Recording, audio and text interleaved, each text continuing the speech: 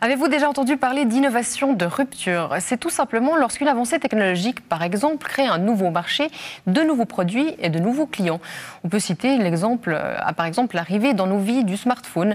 Mais comment fait-on pour transformer des résultats scientifiques, des avancées technologiques à des objets ou des habitudes de notre quotidien? Eh bien, un livre tente d'apporter de la lumière sur ce sujet, malgré un titre assez compliqué. Nicolas Anchaud, bonsoir. Bonsoir. Alors, les ruptures fertiles, design et innovation disruptive, c'est le livre que vous signez avec le journaliste français Yves Mirande. Et pour vous, en fait, le design, eh bien, le design, la forme, a une importance capitale pour permettre justement ce passage de la recherche à une commercialisation du produit. C'est bien ça.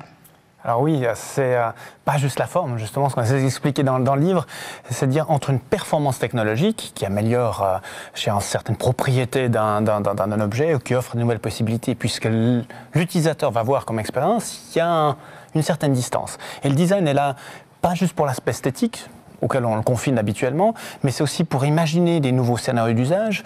Si vous avez une nouvelle technologie, il ne faut pas juste l'utiliser pour ce qu'on sait déjà plus ou moins faire. Il faut essayer de penser à des nouveaux scénarios d'usage et puis surtout après, penser au contexte culturel et social dans lequel se trouvent les usagers. Parce que si on arrive avec des choses totalement disruptives, donc en rupture avec ce qui existait, ben peut-être que les gens ne vont pas prendre le temps nécessaire pour comprendre à quel point on était un grand génie. Donc c'est impossible de recontextualiser ça pour que les gens puissent l'approprier. Est-ce que vous pouvez justement nous donner un exemple concret que vous donnez aussi dans ce livre qui illustre cette transition ? Alors il y a la réalité augmentée, je suis déjà venu quelques fois ici, vous en parlez d'ailleurs, c'est cette méthode qui permet, ou cette technique qui permet d'afficher de l'information numérique autour d'un objet physique, puis on manipule l'objet, puis on voit dans un écran à côté qu'il y a une information numérique qui vient autour. Alors ça c'est une performance scientifique qui est en partie d'ailleurs venue des laboratoires de la PFL, qui est une performance scientifique extraordinaire.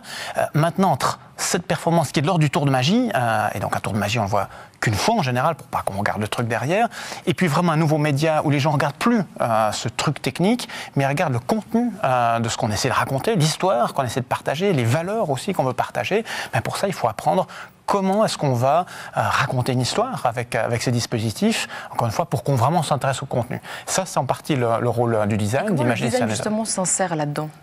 Alors justement, le design va regarder comment est-ce qu'en fonction d'un certain nombre de références culturelles, comment est-ce qu'on va pouvoir vraiment avoir ces systèmes pour raconter ces histoires. On va créer des dispositifs, on va travailler avec différents designers et artistes, et puis on va essayer vraiment d'imaginer ces premiers principes narratifs, et puis après on pourra communiquer aux autres qui voudront utiliser ça, vraiment comment est-ce qu'encore une fois on raconte une histoire avec ce principe. Vous demandez aussi dans votre ouvrage qu'en même temps, eh bien, il y a une liberté totale d'exploration dans la recherche, mais qu'il y a aussi des partenariats avec les entreprises. Est-ce que ces deux domaines sont réellement conciliables?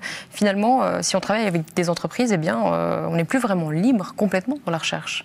Alors j'espère qu'ils sont conciliables, parce que le but c'est pas de faire juste de l'expérimentation pour notre immense ego ou des belles expositions qu'on a la chance de faire à travers le monde, mais c'est qu'encore une fois on crée, et ça c'est le moment où on revendique une liberté. Si on veut créer des choses qui sont vraiment nouvelles, qui sont disruptives, il faut qu'on ait une liberté pour aller les créer, mais après ça ne nous empêche pas de voir à quel point elles sont utiles et comment est-ce qu'on peut les reconnecter de façon à ce qu'elles bénéficient à un plus grand nombre en tant que service, en tant qu'aussi création d'emplois, parce que ça crée des startups ou que ça serve des plus grandes entreprises.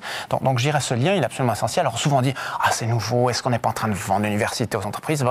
Une des réponses c'est que si je prends les PFL, elle a été créée en 1853, enfin c'est une école privée à l'époque, elle a été créée justement pour répondre à des besoins sociétaux. Donc depuis son début, depuis plus de 150 ans, c'est effectivement une école qui est basée là-dessus. Nicolas Anchaud, merci beaucoup. Les ruptures fertiles que l'on trouve ici, il sort donc en anglais et en français partout dans le monde. Merci beaucoup de votre venue.